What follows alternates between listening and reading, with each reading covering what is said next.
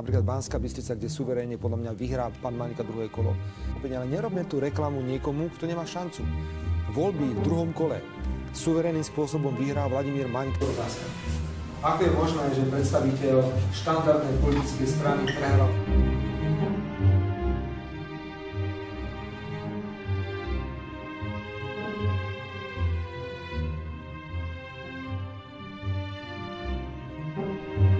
Poslancová spanilá jazda z futbalového zápasu skončila takouto haváriou na hlavnej ulici v Modre. Najprv narazil do stojaceho auta, potom prešiel do protismeru, prešiel cez značku a skončil v dome. Podľa svedkov začala robiť problémy. Prepáčte, to je nejaké Ani jedno malé pivko. Áno, jedno malé pivo, áno. A ešte jedno. Borovičku. Rum. Vypil som 2 deci vína, to je v poriadku. A so stichom sa nakoniec aj priznal, čo to vlastne pil. Orešavské. Takže bolo to orešavské dneska? Chutilo? Samozrejme, že chutilo.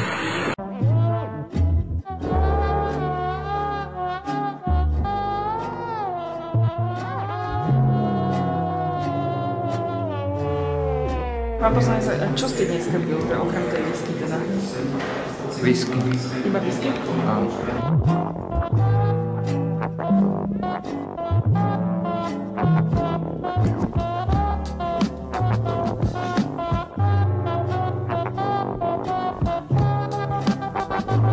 Tak to myslíte vážne? Myslím to vážne, pýtam sa vás vážne. Whisky, normálne som pil whisky. Jako čo sa mi nepáčilo. Ako veľa ste pili?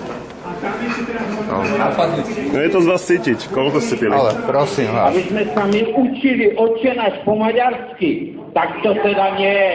My pôjdeme do tankov a pôjdeme a zrovnáme Budapešť.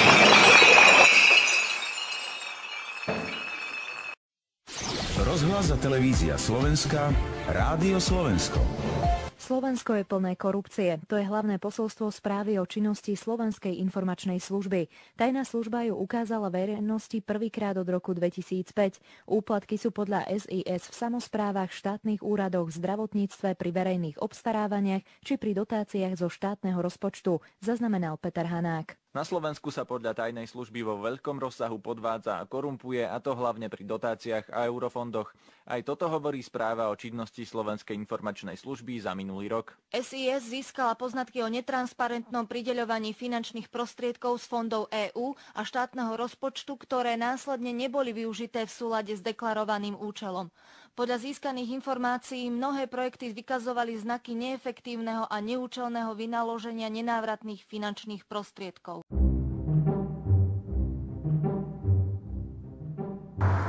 Dobrý deň, vážení občania, pre kamarátov, ahojte.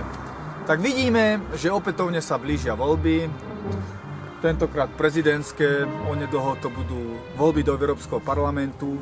A vidíme opätovne, že sa na nás tí rôzni šašovia, ktorí od roku 89 rozkrádali Slovensko, na nás usmievajú a tvária sa ako spasitelia.